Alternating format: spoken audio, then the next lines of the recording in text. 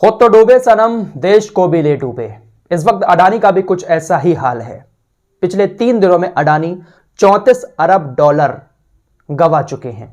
$1 80 रुपए का है तो 34 अरब से 80 को गुणा कर लेना, कितने रुपए अडानी ने 3 दिन में गंवाए हैं। अडानी समूह की कंपनियों को ये जो 34 अरब डॉलर का नुकसान हुआ है, ये सिर्फ अकेला अडानी का नुकसान नहीं है, बल्कि निवेशकों का, जिन लोगों ने अडानी की कंपनी में पैसा लगाया था उनका भी नुकसान है, क्योंकि अडानी की कंपनी के शेयर लगातार गिरते जा रहे हैं। आज बजट पेश हुआ, जिस वक्त निर्मला सीतारमण संसद में खड़े होकर बजट पेश कर रही थी, उस वक्त हमारे देश का जो शेयर मार्केट है वो बहुत ऊपर जा रहा था, शेयर बाजार ऊपर जा रहा था, लेकिन अडानी के जो शेयर की कीमत थी वो एकदम नीचे आ रही थी।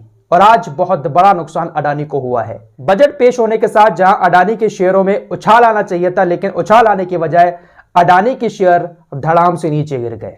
और इसका असर यह हुआ कि अडानी तो डूबे ही डूबे, देश को भी ले डूबे। भारत अब टॉप 5 देशों की लिस्ट से बाहर हो गया है। भारतीय शेयर मार्केट दुनिया भर में टॉप 5 में जगह बनाकर रखता था, लेकिन हिंडनबर्ग की रिपोर्ट आने के साथ भारत टॉप 5 की लिस्ट से बाहर हो गया है। फ्रांस अब भारत से आगे है। एक हफ्ते के अंदर अडानी तीसरे स्थान से 15वें स्थान पर पहुंच गए हैं। जैसे ही आज बजट पेश हुआ, अडानी के शेयरों में गिरावट आना शुरू हो गई और अडानी जो कल 11वें स्थान पर थे, आज अचानक से इतना घाटा हुआ उनको कि वो 15वें स्थान पर पहुंच गए। अब उनसे आगे मुकेश अंबानी हैं 12वें स्थान पर। 5 लोगों की एक छोटी सी कंपनी हिंडनबर्ग ने अडानी को कहां से कहां पहुंचा दिया, लेकिन इन्वेस्टिगेशन अभी कहीं पर नहीं हो रही है। कोई भी एजेंसी हिंडनबर्ग की इस रिपोर्ट के आधार पर अडानी समूह की कोई भी इन्वेस्टिगेशन नहीं कर रही है। फिलहाल हमारे देश के कुछ पत्रकार, जो अपने आप को पत्रकार कहते हैं, उन पत्रकारों का पूरा समर्थन अडानी को मिलना शुरू हो चुका है। मीडिया को तो यह चाहिए था कि ऐसे केस में अडानी जैसे लोगों से सवाल करने चाहिए थे, लेकिन मीडिया शायद तलबे चाटने के लिए ही बना है। सुरेश चौहान के क्या लिखता है कि आज अडानी के साथ खड़ा होना ही स्वदेशी है। आत्मनिर्भर होते हिंदुस्तान को गुलाम बनाए रखने के लिए और हमारे बाजार पर राज करने के लिए आतुर कंपनियों के राह में सबसे बड़ा रोड़ा बने इस कंपनी के साथ खड़ा होकर आप स्वदेशी के आंदोलन को मजबूत कर सकते हैं। अडानी शिकार हो गए तो कोई नहीं बचेगा। अगर कोई गलत कर रहा है तो उसको जवाब तो देना पड़ेगा।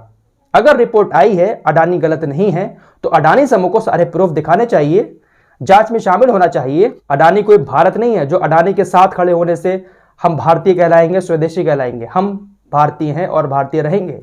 वो सिर्फ एक बिजनेसमैन है भारत का, और उसके जैसे बिजनेसमैन और भी हैं देश के अंदर। यह बात हुई अडानी की। अब बात करते हैं शाहरुख खान की पठान फिल्म की। बाइकॉट गैंग ने बहुत ज्यादा जोर लगाया, लेकिन शाहरुख खान ने सबको ये दिया। 6 दिन में 600 करोड़ का आंकड़ा पार कर चुकी है।